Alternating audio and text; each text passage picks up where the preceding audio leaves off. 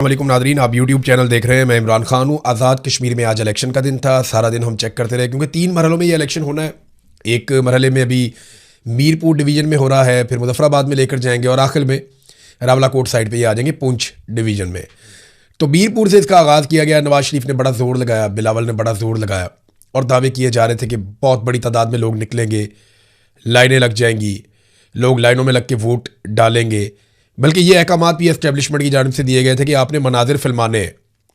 अगर आपके पास 100, 50, 200 वोटर हैं तो आप उसको लेकर जाएं, बजाय इसके कि वो वोट डाले उसको आप खड़ा करें लाइन के अंदर, लंबी कतारें आप शो करें, मीडिया के ऊपर विजुअल्स बनाएं ताकि वो फिर हम चलाएं पीटीवी के ऊपर और बाकी जो मीडिया उसको दें कि आप ये मनाजिर चलाएं। AR भाई हो गया, वो भी काफ़ी आजकल मदद कर रहा है बी टीम के तौर पर, और बहुत सारा मीडिया है जिसे ये हुक्म था कि आपने ये विजुअल चलाने जो आपको दिए जाएंगे, लेकिन वो विजुअल भी बने। ये इतने नालायक हैं, इतने नकम्मे हैं कि ये अपने मुलाजमों की कितारें भी नहीं दिखा सके। आज़ाद कश्मीर के लोग वोट के अंदर अगर कोई आया भी है ना तो ऐसा लगा कि जैसे वो अपनी तौहीन समझ रहे हैं कि जनाब हम तो वीडियो अपनी बनाना ही नहीं चाहते, हम चाहते ही नहीं है कि जनाब कोई हमें देखे। कोई अगर बहुत मजबूरी में आ भी गया है तो, क्योंकि लोगों को ये पता है कि उन्होंने आज़ाद कश्मीर में रहना है। वहाँ बच्चे शहीद हो रहे हैं, नौजवान शहीद हो रहे हैं, सिक्योरिटी फोर्सेज गोलियाँ मार रही हैं, लोगों के घरों के अंदर दाखिल होकर तोड़ फोड़ कर देते हैं, सड़कें उनकी बंद की हुई हैं, खाना उनका बंद किया हुआ है, गंदम की ट्रक वापस भेज दिए हैं। तो फिर आप जब इतना तंग करेंगे एक इलाके के लोगों को तो रद्द-ए-अमल तो उनका आएगा, और वो रद्द-ए-अमल हमने देखा। अब माजी की निस्बत जो टर्न आउट है या लोगों की वोट डालने की ख्वाहिश है वो ना होने के बराबर थी। ये बहुत ही कम लोग निकले वोट डालने के लिए। आज़ाद कश्मीर के इलेक्शन में एस्टेब्लिशमेंट ने जो ड्रामा करने की कोशिश की वो ड्रामा मुकम्मल तौर पर फ्लॉप हो गया। अब तक तो यही दिखाई दे रहा है। अवामी सतह पर इलेक्शन का मुकम्मल ही बाइकआउट था। बेशुमार मेरे पास पोलिंग स्टेशन की वीडियोज़ हैं। वो आज़ाद कश्मीर के लोग वहाँ पे खड़े होकर वीडियोज़ बनाते थे और बताते थे देखो कोई भी नहीं आया, ये देखें हम खड़े हैं, ये कितने घंटे हो गए कोई भी नहीं आया, ये देखें इतने घंटे और गुजर गए कोई भी नहीं आया। तो अलग अलग पोलिंग स्टेशन से लोग बनाकर भेज रहे थे। बाहर जो कैंप लगे हुए थे पीपल्स पार्टी और PMLN के, हु का आलम था खाली। लोगों को इतनी दिलचस्पी नहीं थी कि वो कैंप लगा के वहाँ पर बैठ जाए। अच्छा, इसके बरक्स जो आज़ाद कश्मीर के शहरी हैं, ख़वातीन हैं या लोग हैं, उन लोगों ने छोटी छोटी रैलियां निकाली इलेक्शन के खिलाफ और वो इस इलेक्शन को एक ढोंग करार दे रहे थे। तो इस वक्त जो आज़ाद कश्मीर के अंदर इंतखाबात हुए वो पाकिस्तान की मिलिट्री एस्टेब्लिशमेंट ने ज़बरदस्ती मुसल्लत किए अपनी बी टीम पॉलिटिकल पार्टीज़ के साथ मिलकर, जिन्हें आज़ाद कश्मीर के अवाम ने मुकम्मल तौर पर मुस्तरद कर दिया। ये है टोटल मिला के खबर। अगर आप ये कहें कि बहुत ज़्यादा वोट पड़े, 10% भी नहीं पड़े, लेकिन ये वोट निकलेंगे ज़्यादा। जब ये गिनती करेंगे तो इनके अंदर वोट शामिल कर देंगे। अभी देखें ना, कल ही पकड़े गए हैं बैग्स, वोटों वाले बैग्स तो पकड़े गए हैं ना। वो बैग्स तो तैयार करके रखे हुए हैं हर हल्के के अंदर। किसी हल्के में 10 बैग्स तैयार हैं, किसी में 20 बैग्स तैयार हैं। तो वोटों वाले बैग्स तो इन्होंने पहले से तैयार किए हुए हैं। इलेक्शन कमीशन जो है वो मुकम्मल तौर पर जानिबदार है और वो खेल रहा है पाकिस्तान की मिलिट्री एस्टेब्लिशमेंट की जानिब से। यानी ऐसा लगता है कि सेक्टर कमांडर ऑफिस से इलेक्शन कमीशन को कंट्रोल किया जा रहा है, जैसा कि हमेशा किया जाता है। पाकिस्तान के इंतखाबात में भी यही हुआ था। वहाँ पाकिस्तान तहरीक इंसाफ इंतखाबात में हिस्सा ले रही थी, उसने सारी सीटें जीत ली।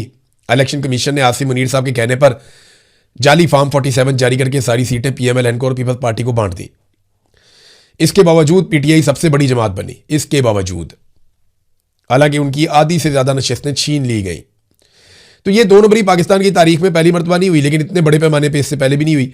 लेकिन जो रिकॉर्ड आसिम मुनीर साहब ने बना दिया ना, वो मादी में कभी नहीं बने। अभी हमने गिलगित बल्तिस्तान का इलेक्शन भी देखा, हमने बहुत सारे ज़िमनी इंतखाबात भी देखे। आज हम आज़ाद कश्मीर का इलेक्शन जो है उसकी गिनती अब इस वक्त हो रही है जब मैं ये वीडियो रिकॉर्ड कर रहा हूँ, तो वो भी आप देख लेंगे।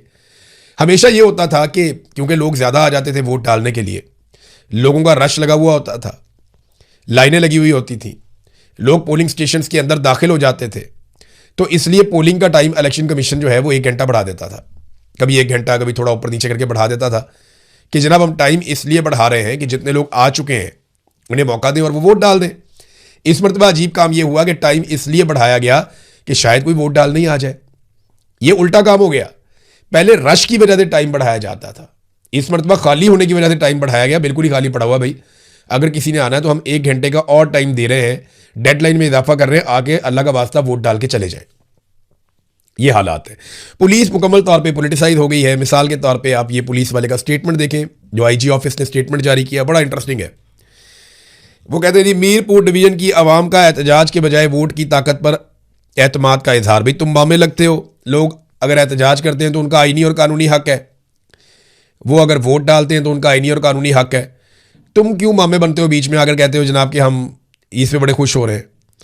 अब वो कहते हैं आज़ाद जम्मू कश्मीर कानून साज असम्बली के 2026 के आम इंतखाबात के पहले मरहले में आज मीरपुर डिवीज़न में इंतखाबात के सिलसिले में मीरपुर डिवीज़न की आवाम ने एहतजाज की बजाय वोट की ताकत पर एतमाद का इजहार कर दिया। आवाम ने इंतशार और एहतजाज का रास्ता इख्तियार करने की बजाय अपने आइनी, कानूनी और जमहूरी हक़ के रायदही के इस्तेमाल को तरजीह देते हुए वोट के ज़रिए फैसला करने का इंतखाब किया। ये पुलिस है जो ये कह रही है, आप अंदाज़ा करें। पुलिस बी टीम बनी हुई है मिलिट्री एस्टेब्लिशमेंट की, और मिलिट्री एस्टेब्लिशमेंट पाकिस्तान की वो है जिनका सियासत करने का 70 साल से ज़्यादा का तजर्बा है। पाकिस्तान की सबसे पुरानी और बड़ी पॉलिटिकल पार्टी इस वक्त पाकिस्तान की मिलिट्री एस्टेब्लिशमेंट है। जर्नैल हैं जो सबसे बड़ी पॉलिटिकल पार्टी चलाते हैं। वो खुद इलेक्शन नहीं लड़ते, लेकिन वो अपने अपने लोगों को इलेक्शन लड़वा के उनके ज़रिए से इक़्तिदार पे कब्जा करते हैं। ये वही बात है ना, देखें। और उनकी बी टीम के तौर पे हमेशा उनके गंदे कपड़े पुलिस होती है। तो ये जो आईजी है लियाकत, ये तो बिल्कुल ही ज़मीन पे ही लेटा हुआ है, ना कोई गैरत है ना कोई शर्म है। वो बंदे को थोड़ा सा होता है कि यार मैं थोड़ा सा तो हौसला मैं दिखा दूँ। मैं इस आदमी को जानता हूँ, इतना बुरा आदमी नहीं था मैं जब पुराना जानता था, लेकिन कुछ क्लिप वगैरह मैंने इसके देखे, वो तो ज़हनी मरीज़ वाली बातें कर रहा है कि इतना बंदा मार दो तो उतना बंदा मार दो। लेकिन मैं इतना बदगुमान तो मैं इसके बारे में कभी नहीं था। जो हरकतें इसने करके दिखा दी। अब ये पुलिस का काम है करने का। तर्जुमान इंस्पेक्टर जनरल पुलिस वो ये बात कर रहा है कि अवाम ने अवामी एक्शन कमेटी की गुज़िश्ता 3 कॉल्स के बाद आज 27 जुलाई की लॉन्ग मार्च की कॉल भी मुस्तरद कर दी। यार पुलिस का क्या काम है? जॉइंट अवामी एक्शन कमेटी एक्स करे, वाई करे, जेड करे, अवाम जो मर्जी करे, तुम्हारा काम सिर्फ ड्यूटी करना है, नौकरी करना है। तुम पॉलिटिकल स्टेटमेंट क्यों जारी कर रहे हो? पुलिस जब पॉलिटिकल स्टेटमेंट जारी कर रही हो और एस्टेब्लिशमेंट उससे करवा रही हो तो इसका मतलब है खाना ही खराब हो गया। इनसे कुछ भी कंट्रोल नहीं हुआ, इनका बेड़ा गर्क हो गया। इलेक्शन कमीशन बी टीम ऐसे बना हुआ है, बल्कि वो तो ए टीम बना हुआ है।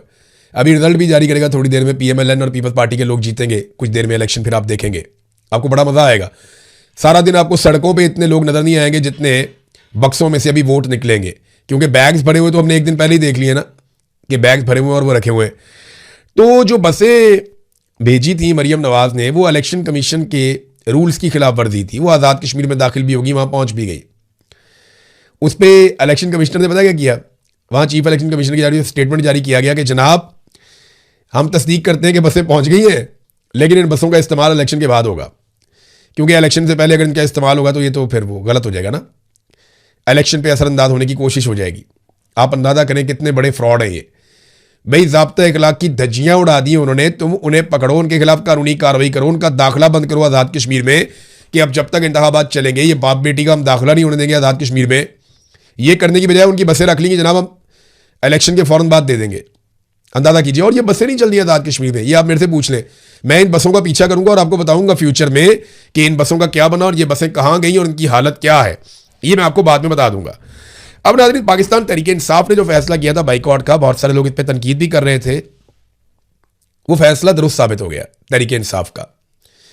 और उनका फैसला साबित किया वक्त ने कि लोगों ने दिलचस्पी नहीं ली इंतखाबात में। अगर तहरीक इंसाफ भी इंतखाबात लड़ती तो कुछ थोड़ा बहुत और लोग निकल आते, लेकिन ओवरऑल ये इंतखाबात जो हैं वो इनकी कोई हैसियत या कोई साख नहीं है। आलमी सतह पर भी नहीं होगी, आज़ाद कश्मीर में भी नहीं होगी, और ये इलेक्शन दोबारा करवाने ही पड़ेंगे। एक वक्त आएगा कि आपको दोबारा आज़ाद कश्मीर में इलेक्शन करवाने पड़ेंगे, क्योंकि ये हुकूमत कभी भी अवामी हुकूमत तस्लीम नहीं की जाएगी। जैसे पाकिस्तान में आपने मुसल्लत की हुई है, वैसे ही अगर आप मुसल्लत करके इसको घसीटते रहें और चलाते रहें तो आपकी मर्जी है। जो हालत आपने पाकिस्तान की है उससे बदतर हालत आप आज़ाद कश्मीर की कर देंगे, लेकिन वहाँ के लोग फिलहाल डट कर खड़े हैं। आज जो लॉन्ग मार्च है, कल लॉन्ग मार्च निकला, वो वहाँ मीरपुर से ऊपर चले गए पूंछ की तरफ, और आज मुजफ्फराबाद की तरफ जा रहे हैं लॉन्ग मार्च के काफिले।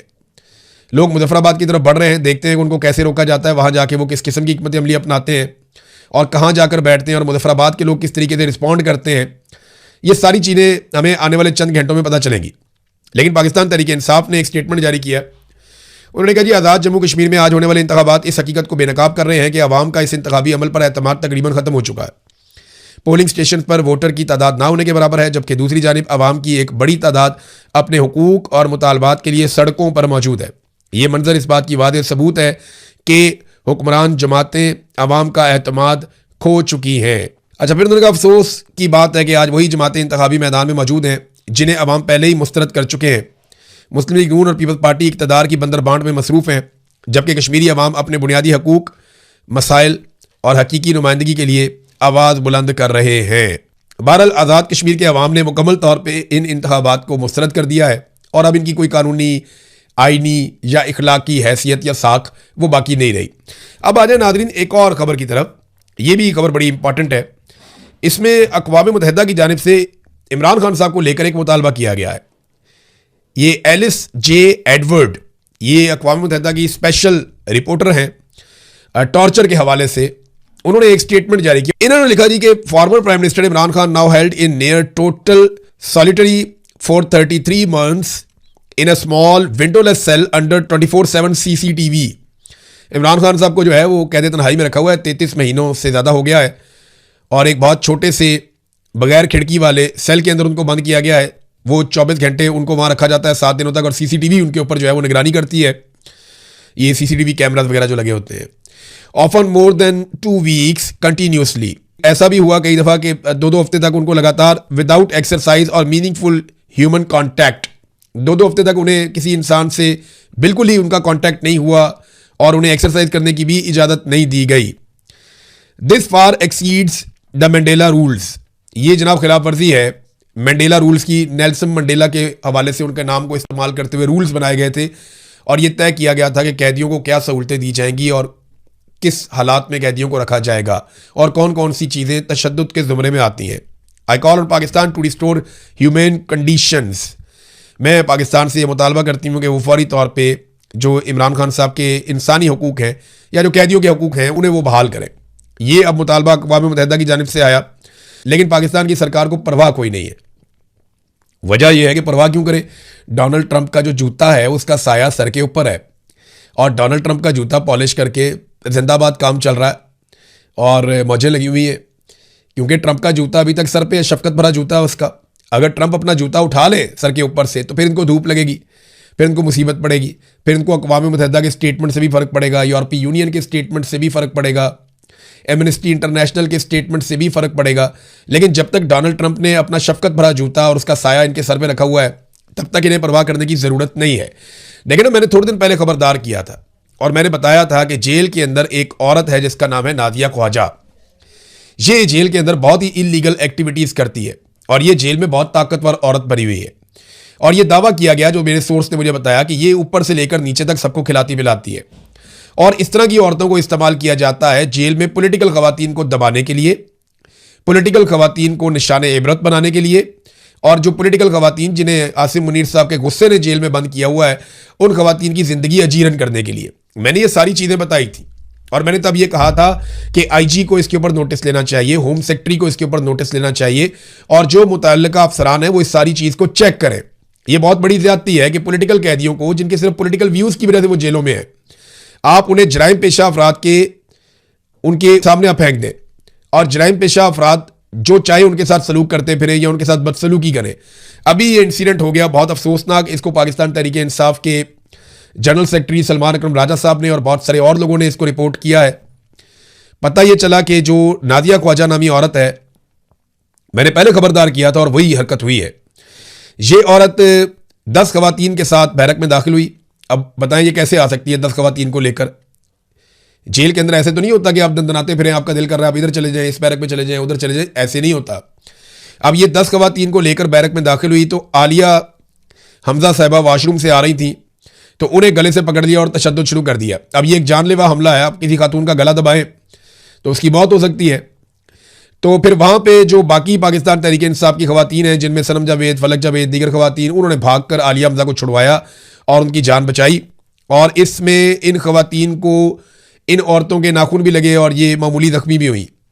अब मामला ये है कि रात को खवातीन सो रही हों और ये गैंग इसी तरह आके उनके ऊपर अटैक करके उनको जान से मार दे, तो इसका जवाब कौन देगा? ये मैं पहले इसलिए कह चुका हूं कि जिम्मेदार इसका IG जेल खाना चाहता है, नंबर 1। नंबर 2, होम सेक्रेटरी वो भी इसके लिए जिम्मेदार है, उसको रिस्पॉन्सिबिलिटी लेनी पड़ेगी। और जेल का जितना अमला वहां पे मौजूद है, superintendent of Kot Lakhpat jail और उसके साथ जो बाकी लोग हैं वो सारे भी जिम्मेदार हैं। ये औरत तो कहती है ये जेल के अंदर अगर कुछ कर रही है तो उसके लिए जिम्मेदारी जो इंतजामिया है उनकी है और उनको पहले खबरदार किया था। मैंने आज से 2 या 3 दिन पहले ये वीलॉग करके बताया था। ये आप छोटा सा क्लिप सुन लें, आपको पता चल जाएगा। मेरे पास जेल के अंदर से खबर आई है, ये कोट लखपत जेल के अंदर से मैं आपको खबर दे रहा हूं। जो जेल का अमला है उनमें से एक खातून ने मुझे जो खबर दी वो मैं आपके सामने रख देता हूं। ये नाजिया ख्वाजा नामी एक खातून है, एक औरत है जो जेल के अंदर बंद है और इसको स्पेशल जगह पे रखा गया है। ऐसी जगह पे रखा गया है जहां पे खवातीन कैदियों को ज्यादा देर तक नहीं रखा जाता, लेकिन इसको स्पेशल स्टेटस जेल के अंदर दिया गया है। ये नाजिया ख्वाजा नामी जो खातून है ये दावा करती है कि अनमोल पिंकी के साथ भी इसके ताल्लुकात हैं और जेल में इसको बहुत प्रोटोकॉल दिया जाता है। जेल का अमला भी परेशान है कि इसको इतना प्रोटोकॉल क्यों मिलता है और ये वहां जेल में सबको कहती फिरती है कि जनाब मेरे तो ताल्लुकात ऊपर तक हैं, तो जो मैं पैसा खर्च करती हूं वो तो आईजी तक जाता है और जेलर तक जाता है और हर जगह पे जाता है। ये जेल में चौड़ी होकर फिरती है ये औरत। नाम है इसका नादिया ख्वाजा। इसकी 3 बेटियां भी मुबैना तौर पे इसके साथ जेल के अंदर बंद हैं, यह भी दावा किया गया और यह भी बताया गया कि ये जेल के अंदर मिनरल वाटर की जो बोतलें हैं उनके अंदर शराब भी सप्लाई करती। इसको जेल में सिगरेट, वेप और नशा और हर तरह की चीजें लाने की इजाजत है और यह बाकायदा मनशियात का कारोबार करती है और इसने पूरी जेल का माहौल खराब किया हुआ है। वहां पे खवातीन जो है उनको हर चीज सप्लाई की जाती है और जराइम पेशा खवातीन के अंदर पाकिस्तान तहरीक इंसाफ की खवातीन को जानबूझकर मिक्स करके रखा जा रहा है। मैंने उनसे पूछा जी आपके जेल का कोई तरीकाकार नहीं है, कोई ऐसा मैनुअल नहीं है कि ये सियासी कैदी हैं इनको अलग रखें, ये आदि मुजरिम कैदी हैं इनको अलग रखें, ये मनशियात वाले हैं इनको इधर रखें। उन्होंने कहा जी सारा कुछ ही होता है, लेकिन इस वक्त पाकिस्तान तहरीक इंसाफ की खवातीन को तंग करने के लिए जानबूझ के उन्हें ऐसी औरतों में बंद किया जाता है जो हार्ड कोर क्रिमिनल्स हैं। वो आपस में भी लड़ती झगड़ती रहती हैं और इनको भी इरिटेट करती रहती हैं और वो नशा करती हैं, जिसकी वजह से ये घरेलू खवातीन है। उनका सिर्फ एक जुर्म है ना कि उनका एक मौक़िफ़ है, वो पॉलिटिकल खवातीन है, मुजरिम तो नहीं है ना, कुछ जराइम पेशा तो नहीं है, तो उनको बंद किया जाता है उनके साथ और ये बड़ी ज्यादती है। तो मुझे वो जो सोर्स है उन्होंने कहा कि जी आप ये खबर जरूर दें, हमें उम्मीद है कि आप ये खबर देंगे तो इसकी इंक्वायरी होगी कि ये खातून और इनकी जो बेटियां हैं, इन्होंने ये जो ड्रग का सिलसिला शुरू किया हुआ है जेल के अंदर और जिस आराम से वो एक सेल के अंदर रह रही हैं, जिस तरह वो अपना टाइम गुजार रही हैं, ये बहुत बड़ी ज्यादती है और सियासी कैदियों को इनके जरिए से परेशान किया जाता है, ऐसी औरतों के जरिए से। बहरहाल ये मैंने मामला आपके सामने रख दिया, अब देखते हैं कि इसके ऊपर क्या इंक्वायरी होती है।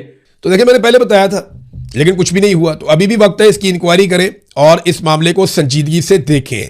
ये नाज़रीन एक और रिपोर्ट आई है मेरे पास, ये रिपोर्ट है Pakistan institute of development economics की। ये रिपोर्ट कहती क्या है कि पाकिस्तान में शरह गुर्बत 40% से ज़ायद, दही इलाकों में यानी जो गांव वाले इलाके हैं वहाँ पे 50% से ज़ायद बढ़ गई है गुर्बत। बलूचिस्तान में सबसे ज़्यादा गुर्बत है 70%। वहाँ पे हम ऑपरेशन ज़रूर करते हैं लेकिन हम गुर्बत उनकी दूर नहीं करते, हालांकि मादनियात के नुक्ता नज़र से वो पाकिस्तान का सबसे अमीर सूबा होना चाहिए, लेकिन 70% गुर्बत वहाँ पे है। जहाँ दूसरे सूबे में बहुत ज़्यादा वसाइल हैं, जहाँ बिजली बनती है, जहाँ पानी के वसाइल शानदार हैं, जहाँ पे बहुत सारी मादनियात हैं, वो खैबर पख्तूनख्वा है, यहाँ पे 48% गुर्बत। और जो गांव देहात है वहाँ पे ज़्यादा गुर्बत है, शहरी इलाकों में कुछ कम गुर्बत है। तो ये डाटा सरकारी है, मेरा नहीं है। तो गुर्बत में पाकिस्तान में लगातार इजाफा हो रहा है, लेकिन अगर आप इनकी गाड़ियाँ और जहाज़ देखें तो आप हैरान हो जाएंगे। अभी मैं वो वीडियो देख रहा था कि मरियम नवाज के काफिले में 50 के करीब गाड़ियाँ होती हैं और सारी इंपोर्टेड गाड़ियाँ होती हैं, बड़ी गाड़ियाँ होती हैं। जो जैमर्स वाली गाड़ी है वो भी बहुत कीमती और बड़ी गाड़ी है, यानी वो LC 300 टोयोटा की बड़ी शानदार गाड़ियाँ हैं, BMWs, मर्सिडीज, टोयोटा की शानदार जो टॉप ऑफ द लाइन गाड़ियाँ हैं, बड़ी बड़ी गाड़ियाँ, ये वो उनको इस्तेमाल करते हैं। छोटे मोटी गाड़ियों में भी एटलीस्ट जो है वो 2.25 करोड़ की वो फॉर्चूनर गाड़ी है वो होती है। तो ये 50 गाड़ियों के काफिले में तो मरियम नवाज जाती है, नवाज शरीफ जाता है, शहबाज शरीफ जाता है। और ये एक मैं आपको वीडियो दिखाता हूँ, ये इंडियन आर्मी चीफ है, देखें आप, ये इंडियन आर्मी चीफ है, ये नया आया, ये अभी अपॉइंट हुआ थोड़ा अर्सा पहले, इंडियन आर्मी चीफ। इसका नाम है धीरज सेठ। ये जिस गाड़ी से उतरा है ना वो मारुति है, ये सुजुकी मारुति है, ये इंडिया में बनती है। ये पाकिस्तानी इतनी महंगी नहीं, पाकिस्तानी 30 लाख की होगी ये गाड़ी। तो इंडिया में ये सुजुकी मारुति जो गाड़ी बनती है, इसमें से उनका आर्मी चीफ उतर के आ रहा है। आप सोचें कि आपका आर्मी चीफ तो छोड़ दें, बहुत दूर की बात है, आपका सेक्टर कमांडर भी इस लेवल की गाड़ी इस्तेमाल करता है? नहीं करता। इसीलिए तो इंडिया जंग हार जाता है हमसे, इसीलिए तो इंडिया तरक्की नहीं कर रहा, इसीलिए तो इंडिया में जमहूरियत नहीं है, इसीलिए तो इंडिया की इकॉनमी बैठ गई है, इसीलिए तो इंडिया बर्बाद हो गया, क्योंकि उसके आर्मी चीफ को पता ही नहीं है कि किस तरह की गाड़ी में बैठना है या कैसी लग्जरी लाइफ उसके लिए होनी चाहिए। सुजुकी मारुति के अंदर ही बैठ गया बेवकूफ़ आदमी। कुछ हमारे वालों से सीखता तो उसे पता चलता कि किस तरीके से गाड़ियों में बैठा जाता है और किस किस्म की गाड़ियों और जहाज़ों में फिरा जाता है। बहरहाल ये तनकीद इसलिए है कि दोनों मुल्क बहुत गरीब हैं। मेरी बात का बुरा ना बनाए कोई, मैं कोई किसी दिफाई नुक्ता नज़र से नहीं कह रहा। आप टैंक खरीदा, दुनिया का सबसे महंगा टैंक ले लो, जहाज़ खरीदना, दुनिया का सबसे महंगा जहाज़ ले लो। आपने बम बनाया, एटम बम, हमने खुशियां बनाई, मिठाइयां बांटी।